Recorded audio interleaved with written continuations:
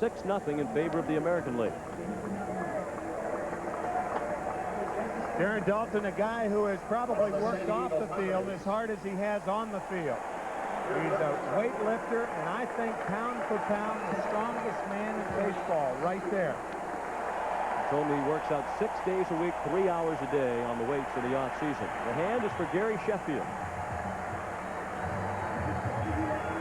And that's why they're applauding. A .325 average and a league-leading 62 runs batted in.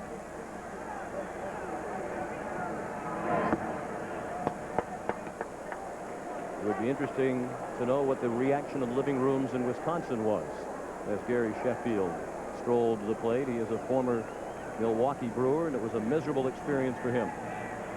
So coming to San Diego and being fully healthy is the reason why he has completely turned his career around. Tough to admire some of the things he did in Milwaukee. He admitted that from time to time, in his desire to be traded, he would intentionally throw balls away. So it was not only a miserable experience for him, but Milwaukee shared in that. Milwaukee and his teammates and his manager, Tom Trebelhorn, who's now coach with the Chicago Cubs. He's out on the fly ball to Brady Anderson in left. 2 down in the 5th. 6-0 American League. If you're just joining us, the AL scored 4 times in the first on 7 consecutive singles. They added a run in the second, an RBI single by Joe Carter, and Ken Griffey Jr.'s home run in the third made it 6-zip. Ozzie Smith up for the 3rd time. Facing Mike Mussina in his 2nd year in the major leagues, in his first All-Star game. Like Jack McDowell, who preceded him on the American League mound, he is a graduate of Stanford, and he needed only 3.5 years to get through one of the most difficult universities in the country. So he could pitch and tell you how he does it, too. His degree was in economics, which would serve an all-star in this day and age very well. Absolutely.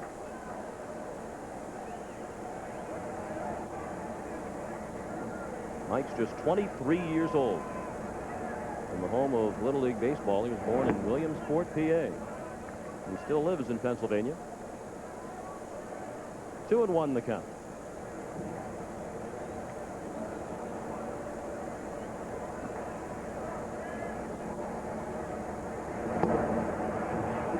Ball 3.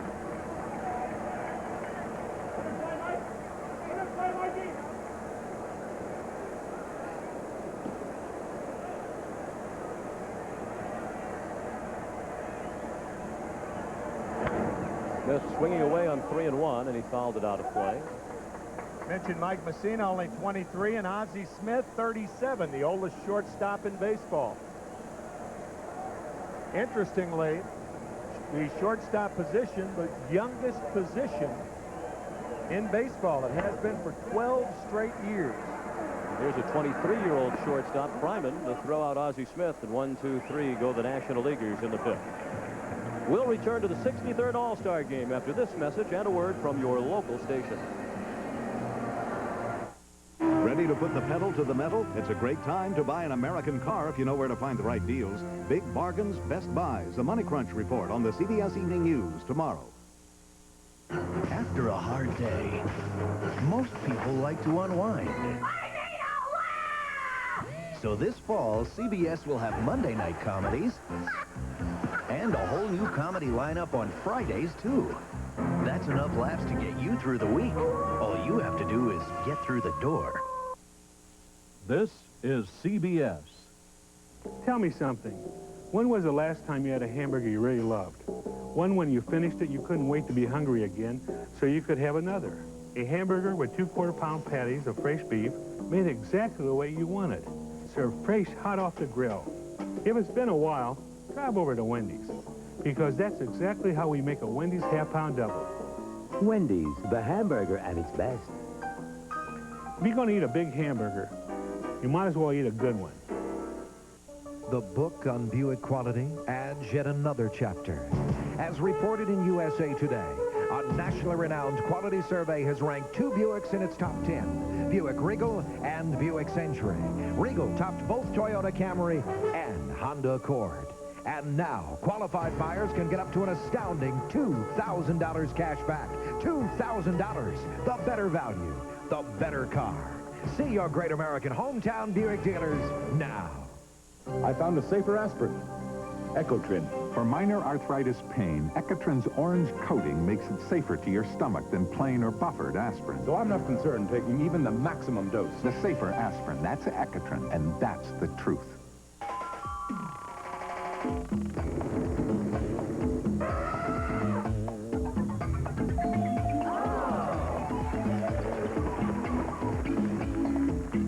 Weeknights at 7 on WKYT.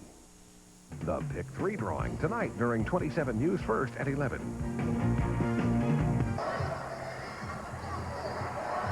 Sean McDonough with Tim McCarver, Jim Todd, and Pat O'Brien. It's great to have you with us for the 63rd annual All-Star Game. And an All-Star tradition that took place yesterday, the signing of the bats and balls by the All-Stars assembled. They have to sign 60 dozen baseballs each, and you can see they have to cross their names off the list as they go by. That's a lot of signing. 720 baseballs are signed by the All-Stars and then distributed primarily back to the All-Stars. And it obviously is one of the more cherished mementos from All-Star play. Just one change as we go to the top of the sixth. Tony Fernandez of the Padres, the new National League shortstop. It's 6-0 for the American League. Ken Griffey Jr., leading candidate for the game's Most Valuable Player award. He singled a drive and a run in the first. He hit the only home run of this game to this point in the third. And if you remember Tom Kelly's remarks before the game, he said, Ken, you might have a little trouble with this guy. Talking about Tom Glavine. Well, he's 2 for 2, and the home run coming off Greg Maddux. And, of course, kiddingly, talking about how the lineup would do and how well they would do in the first inning, and they did. He's taking another step toward the MVP award as he pulled one down into the right field corner. And now he's lacking just a triple to hit for the cycle tonight. A single, a home run, and now a double for Ken Griffey Jr. of the Seattle Mariners.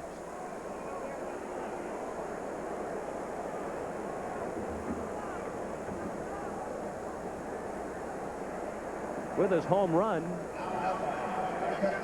earlier in the ball game, the Griffeys, Ken Griffey Sr. and Jr., are the first father and son duo to have each homered in an All-Star game.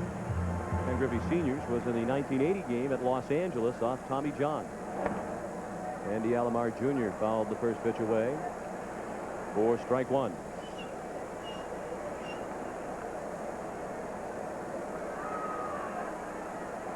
A single was in the first inning for Alomar. It was the 7th of the 7 consecutive singles.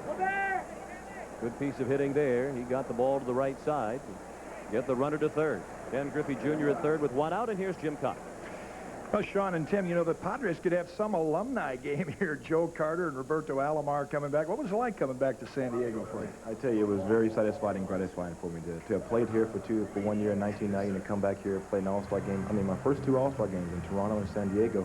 You have to talk a lot to the media, but my kids enjoyed it, and I started my first game hitting fourth, and I was in heaven today. I had a really great time out there. What about the times talking to your former teammates that you maybe haven't seen for a while? Well, I didn't have that much time to talk to all of them. I would have been there all day with so many of them, but I got a chance to spend a little time with Bip, a lot of time with Tony Gwynn, because my kids stayed over his house, you know, the last couple of nights. But, I mean, it's great for the Padres to host the All-Star game and have so many players involved. Joe Carter, an all-star wherever he goes. Back to Sean and Tim. Thank you. And while the gentlemen were chatting, Brady Anderson in his first ever All-Star at bat bounced to the first baseman McGriff unassisted, and Griffey Jr. is still at third now with 2 down. We're in the 6th. It's 6-0 in favor of the American League. And here's Carlos Baerga. He tuned up for the All-Star game by hitting .500 in the week leading up to the All-Star break. Carlos, a switch hitter. And it was his dad, Jose, in his native Puerto Rico, who taught him to be a switch hitter when he was 8 years old. Carlos said his father told him then, become a switch hitter, that's your best bet to get to the major leagues. And if you really work hard at it, someday you'll be an All-Star. And Carlos said when he called his father to tell him he had been selected to the All-Star team, his father cried on the phone. Jose Baerga, Carlos's dad, is here tonight.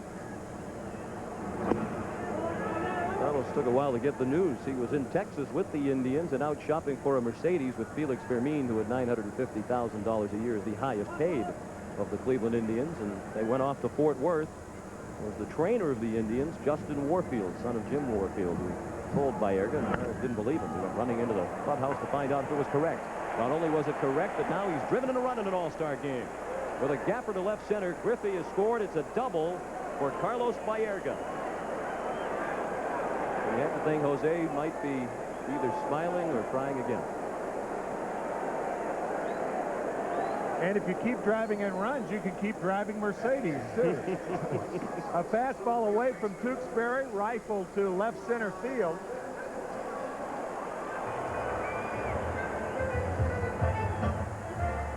Boy, I'll tell you, hitters' eyes light up when they see fastballs up around the letters. And you could see those eyes lighting up. Ruben Ventura up for the first time. So it's 7-0. 7 runs on 12 hits now for the American League. 2 doubles in the inning. The leadoff double by Griffey Jr. and the 2-out double by Baerga. That's the first run surrendered by Tewksbury in his inning in 2/3.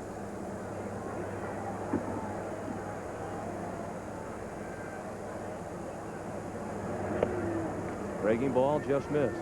Tewksbury was a logical candidate to be the starting pitcher for the National League in this one. He leads the league in earned run average, 1.87.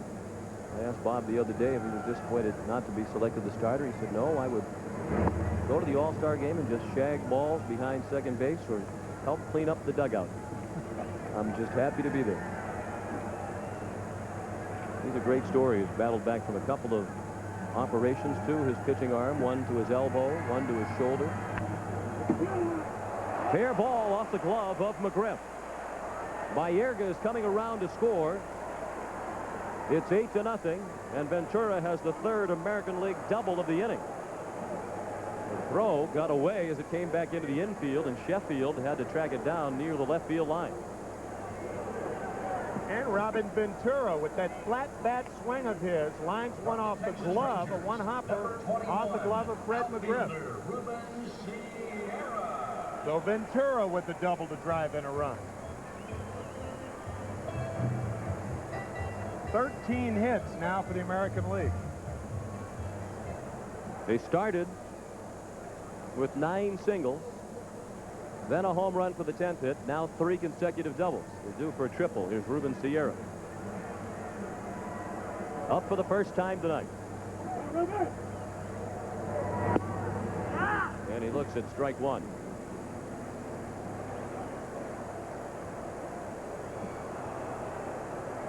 It was a tough call in the outfield among 2 Texas Rangers for Tom Kelly. Juan Gonzalez certainly deserving of all-star recognition, but Sierra, the veteran player, got the call over his youthful teammate. Well, they should expand the rosters. 28 players on the rosters, too few. That's well hit to right. Win to the wall. Home run, Ruben Sierra.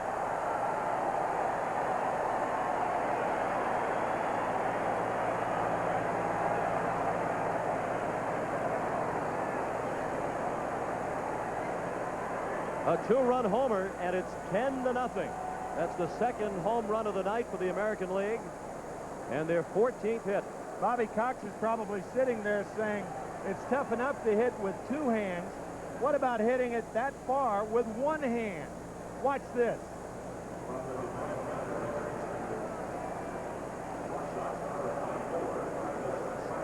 It was 390 with 1 hand. Probably 780 with 2. We saw yesterday in the home run derby, the ball was really flying out of this ballpark, and you felt like if the hitters had a chance to see in the twilight that if it wasn't particularly bright, they'd have a chance to hit tonight. And at least on the American League side, they have. Travis Fryman, the lone Detroit Tiger representative, and that created a stir as Cecil Fielder, the major league leader in runs batted in, was omitted, but that should not be any slight directed at Travis Fryman, because he is certainly a deserving all-star himself. And at age 23, he is still the youngest member of the Detroit Tigers.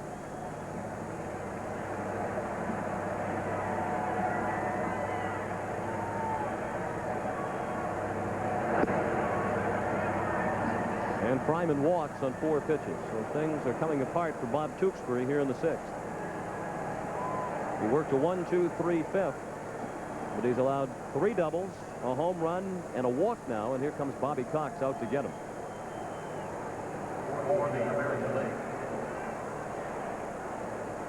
John Smoltz of the Atlanta Braves will be the new pitcher when we return to the 63rd annual All-Star Game. He's waiting about a car length and a half behind Al Jr. Al Jr. now lengthens it out. He's trying to hold him off. Goodyear low, Denver high. They go to 4, Bob leading. Al Jr. has the lead. One more turn to go. Here they come. Coming to the finish line. Bob Jenkins, who's going to win? The checkered flag is out. Goodyear makes a move. Little Al wins by just a few tenths of a second. Perhaps the closest finish in the history of the Indianapolis 500. It's deep down. I've got a thirst, I gotta quench it. I've got a thirst, gotta drench it. That deep down fire thirst. Nothing quenches your thirst and puts back fluids and minerals better than Gatorade.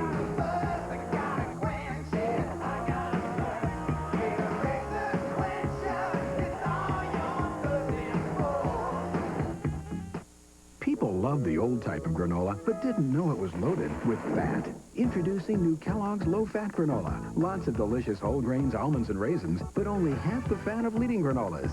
New Kellogg's low-fat granola. Great taste, half the fat. If you want the granola that's low in fat, naturally you'd choose this one, new Kellogg's low-fat granola. But if you want the one that was overwhelmingly preferred in taste tests, you'd still pick this one. Kellogg's low-fat granola. Better taste, half the fat.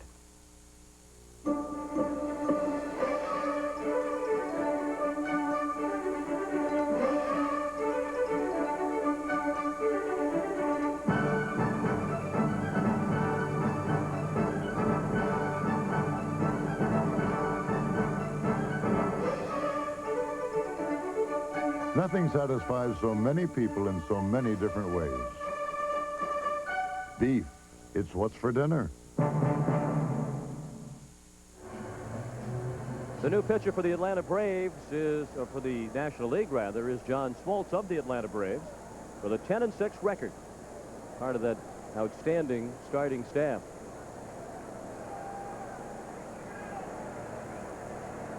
And he is greeted by a pinch hitter.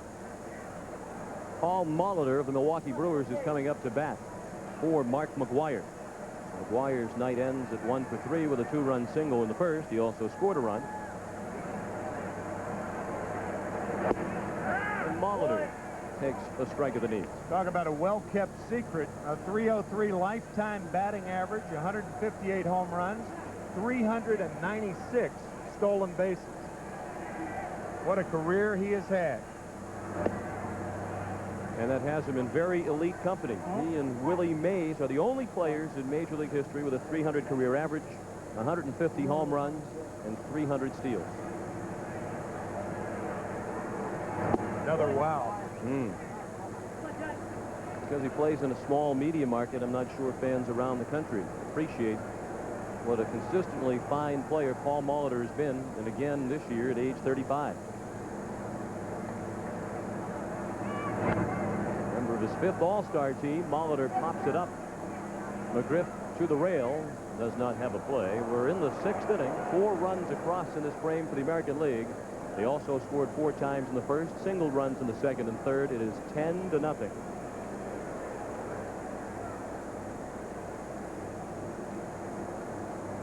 Ruben Sierra telling Robin Ventura, who was aboard, about his home run. That's well hit and sinking fast to right. It falls in front of Gwynn. Fryman stops at second. Out at second. Gwynn threw in behind him. Fernandez tagged him out.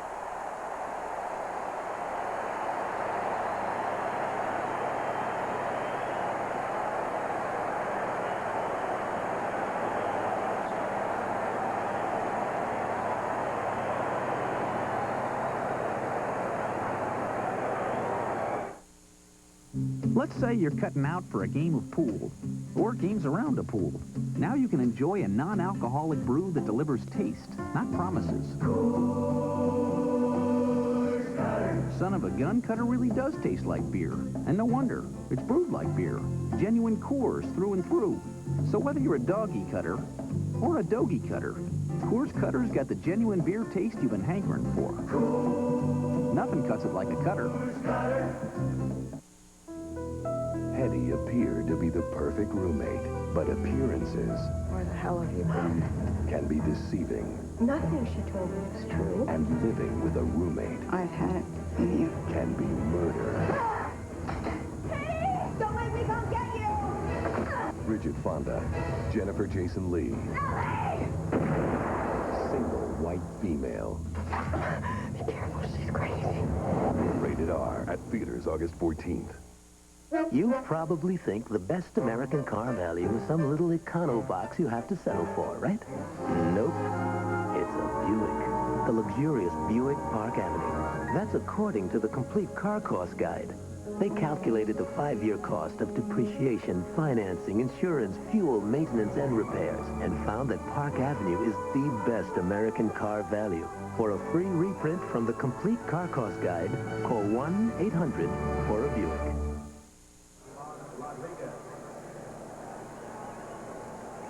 There you go, Jack Murphy Stadium. Pat O'Brien over in a place where we usually aren't, in the bullpen with Dennis Eckersley, and with this kind of lead, not too much pressure on you tonight, huh? It's nice to be able to talk to you 10-0, that's for sure. How does this bullpen rate versus other bullpens around the league? You like them open, don't you?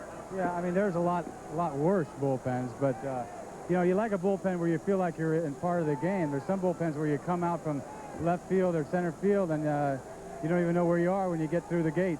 So it's nice to be able to get a feel for the game. Hope to see you in the game tonight. Shooting the bull with the F. Back to you guys. I'm glad he said that. From the San Diego Padres, right fielder, number 19. New pitcher for the American League. The 6th pitcher in as many innings for the junior circuit, Mark Langston, the lone representative from the California Angels. And Mark Langston quite candid, saying that Jim Abbott should have been the one selected instead of him, his 3rd All-Star game. Working to Tony Gwynn. The pitch caught by the new catcher for the American League, 20-year-old Ivan Pudge Rodriguez of the Texas Rangers. The first of many All-Star appearances for him. Travis Fryer, after the embarrassment of getting nailed on the bases, throws to Paul Molitor. A high throw, and perhaps Travis is still thinking about the base-running blunder a moment ago.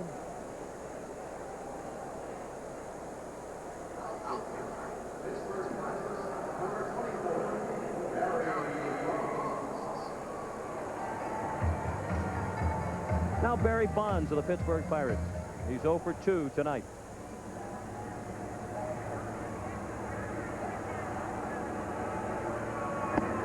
Big breaking ball. Roberto Kelly of the Yankees has come in to play center field. So all of the American League starters are out of the ball game now. Langston candid about it. But he felt Jim Abbott should have been the selection. Jim Abbott only 4-11, but with an ERA of under 3, and he's been the victim of absolutely no run support. Paul Molitor victimized by a bad bounce. Bonds is going to try for second, down 10-0, and he's in there safely. The first extra base hit of the ball game for the National League. Ow. Victimized, I think, the appropriate word there, Sean. From the San Diego Padres. Just missing the coconut of Paul Molitor. So Bonds is aboard with the 5th National League hit of the night. And here is Fred McGriff, who's 1 for 2. He singled off Roger Clemens in the 4th. Mike Mussina worked 1 perfect inning for the American League. Langston watched McGriff duck out of the way from the breaking ball.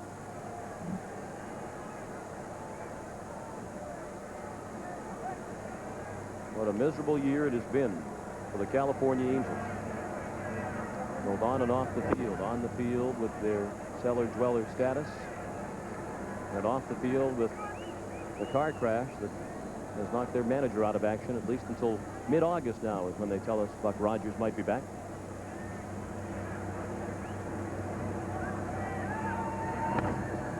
That's well hit. And in for a hit. Here comes Bonds to the plate. Anderson throws to the middle of the diamond, and the National League is on the board. Fred McGriff delights the Padre faithful. They were waiting for something to cheer for, and now they have it. One of their own has knocked in the first senior circuit run of the night.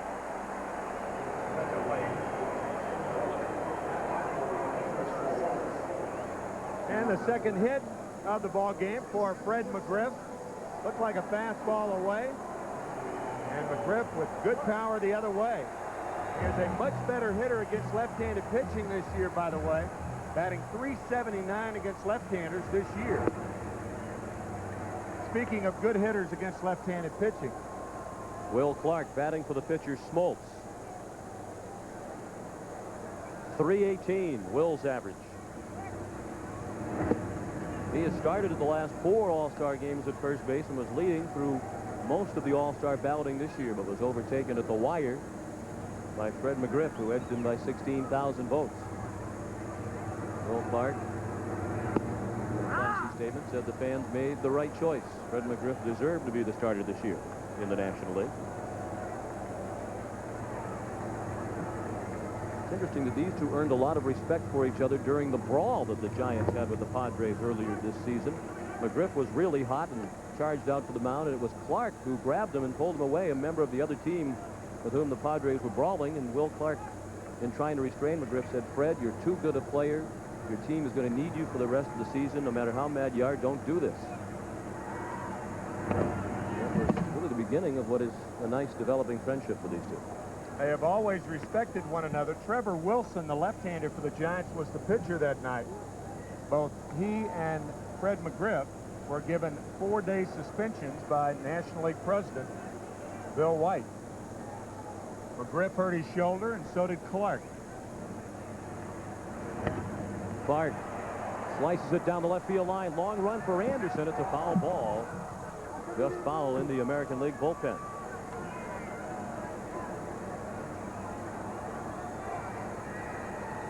(10-1) American League. We're in the bottom of the 6th. The National League has scored its only run of the night here in the 6th. And they have a runner at first with 1 out.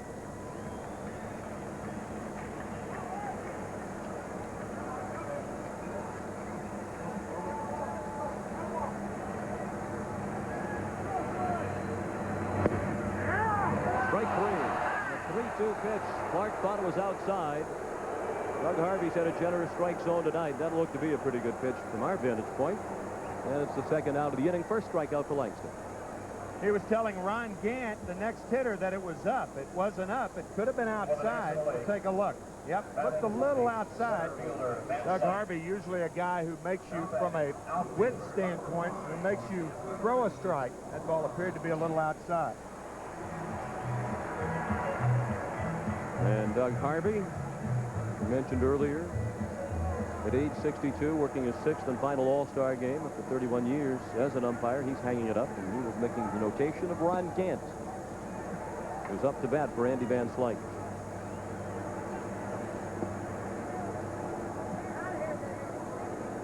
Gant, a member of the Atlanta Braves, making his first All-Star appearance. And this was very important to Ron Gant. I was talking to Willie Mays before the game and in the National League clubhouse, and he was talking to Ron Gant, trying to get him to relax his left forearm while awaiting for the pitch. Saying that just instead of gripping the bat intently, there's Willie right there. Instead of gripping the bat intently, just relax the hands, and that in turn relax the forearm. That's a lot of arm to relax.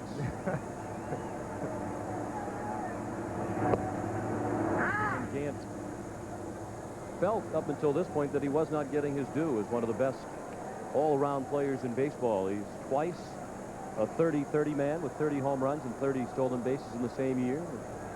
At All-Star for the first time tonight. And ahead in the count, 3 balls and 1 strike.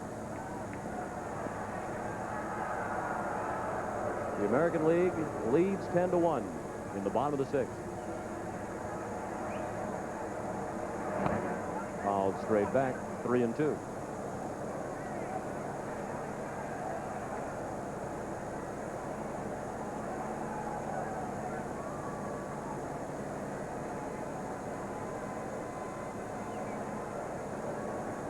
Only 2 other players have had back-to-back 30-30 seasons, and they are Willie Mays and Bobby Bonds.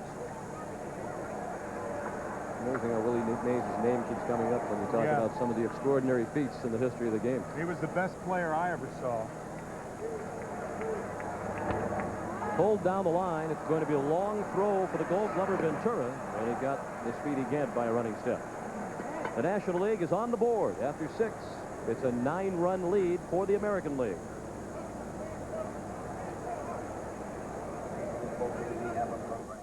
Hey, no more questions about Bo's hip, okay? No more questions about football, baseball, advertising. Shut up! You thought it was over? Wrong! It ain't over till the hip socket sings, okay? So Bo's got a bum hip, so what? Look what he's doing with that hip. He's hitting the bike, he's hitting the weights, he's wearing the shoes. As a matter of fact, he's in the pool, wearing the shoes, riding the bike with 120 pounds of weight strapped to his neck, okay? And what are you and your good hip doing right now? Watching commercial!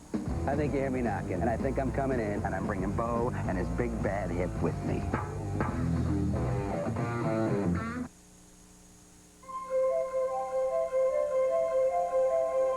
Of 144 different import and domestic cars, only the elite make J.D. Power & Associates' top 10 models an initial quality list. That list now includes the Oldsmobile Cutlass Sierra. We believe it reflects the commitment of the people who make it and the dealers who sell it, as well as the wisdom of the people who bought it. Cutlass Sierra from Oldsmobile, the power of intelligent engineering. Of fx cosine squared over the derivative of sine cosine x to the 4th power 1 has to first differentiate the reciprocal inverse powers of the equation, thus canceling the variables from both sides.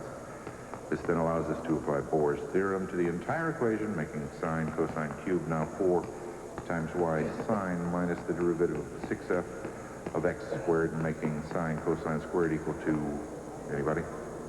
Anyone got this? You won't believe what goes into the preseason sale at JCPenney. Like incredible savings throughout the store on next season's newest fashions. For him. For her. For the kids. And for the home. When you consider everything that goes into the JCPenney preseason sale, you'll appreciate the great values you get out of it even more. Official outfitter of the U.S. Olympic team. Arnold Palmer, Chichi Rodriguez, and the field of living legends. The Ameritech Senior Open this weekend on CBS Sports. Dennis Martinez of the Montreal Expos, the new pitcher for the National League as we go to the 7th, with the National League down 10-1. Will Clark remains in the game. He's the new first baseman. Craig Biggio of the Houston Astros at second base. And it's an all-new outfield. Vip Roberts of Cincinnati in left. Ron Gant of the Atlanta Braves in center. And John Kruk of the Philadelphia Phillies is in right.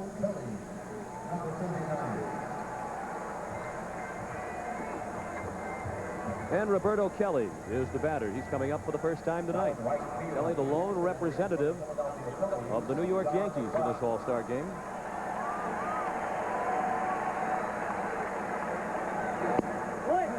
And he swings and misses the first pitch from Dennis Martinez.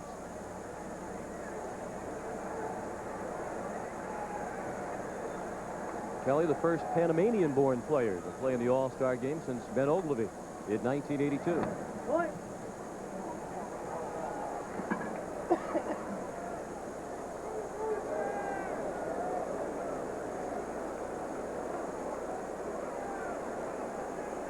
Dennis Martinez, a native Nicaraguan, making his third All-Star game appearance. He now makes his home in Miami. He's the father of 4 children, has a couple of them along. And is he ever a hero in his home country? Perfect game last year against the Dodgers. And a perfect at-bat with Roberto Kelly struck him out on 3 pitches. Let's check in with Jim Cotton.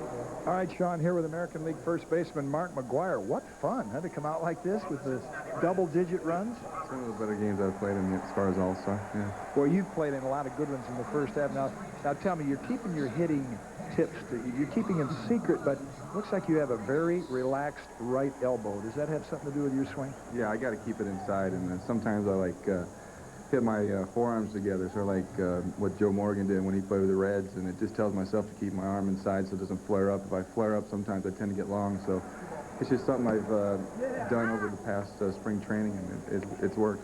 You know, you Oakland A's are keeping pace with the Minnesota Twins with guys that nobody's ever heard of, like Troy Neal, and it's miraculous. I think that's why we're going to sit pretty right now. I think we're going to get our big boys back right after the break here, and I think we'll be tough for the Minnesota Twins, and we play them 6 more times, so it's going to be a good road down the. This is terrible. It's easy to say. It's easy, I'll tell you, the big boy has been back. Yeah. The big boy has been back for the first half of the season, back upstairs. And perhaps Mark McGwire was rattled by the trip around the base pass of Pudge Rodriguez. He had a shot to the wall and right. Kruk couldn't catch it. But then the youngest All-Star at age 20 was thrown out trying to stretch it to a triple. John Kruk can't track it down. Ball hits the heel of the glove. He is awarded, however, a double. And the relay throw to Gary Sheffield nails the diving Rodriguez.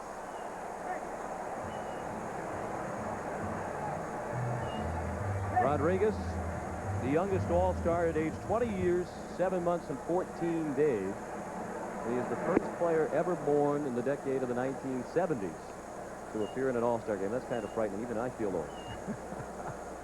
There's Chuck Knobloch, another first-time All-Star, and this is his 2nd year in the major leagues. Come on, Eddie. 2-0 on Knobloch, American League Rookie of the Year last year. Hope you're able to say that a long time. Even I feel old. That's something that's nice to say for a long time. And Ivan, as you said earlier, will continue to say that. He is some talent. Only been 5 players who ever appeared in an All-Star game at a younger age than Pudge Rodriguez. Dwight Gooden, Butch Weiniger, Jerry Walker, L. Kaline, and Johnny Bench, the only younger All-Stars. Pudge said his goals this year were to hit 300 and be an All-Star, and he might accomplish both of them this year. Knobloch walks. Craig Biggio converted. He was, as a matter of fact, he was a catcher in the All-Star game last year in Toronto. And catching comes in handy as far as accuracy and throws are concerned. Biggio, now a second baseman. Only one of 2 players who have played 100 games behind the plate and 100 games as a catcher. Craig Biggio, not only an All-Star catcher, but an All-Star second baseman, too, with a fine throw to Gary Sheffield. The only All-Star who have been an All-Star at both of those positions. That's an incredible transition, as you noted. 1 year to do it. Brady Anderson, the batter. Pete Rose, an All-Star at 5 different positions, all 3 outfield positions, first and third, but certainly not a catcher. It was unlikely for Biggio to be here because of that transition. It was certainly unlikely at the start of this year that Brady Anderson would be here. Coming into the season, Anderson had a career batting average of .219. And he also owned the dubious distinction of being the only outfielder in the history of Major League Baseball to hit .231 or less in each of his first 4 seasons in the majors, with a minimum of 60 games played in the outfield. Like Sampson, he grew his hair longer and got stronger. I'll see a lot more of those 90210 sideburns, I think, You around got that right. Major League Baseball.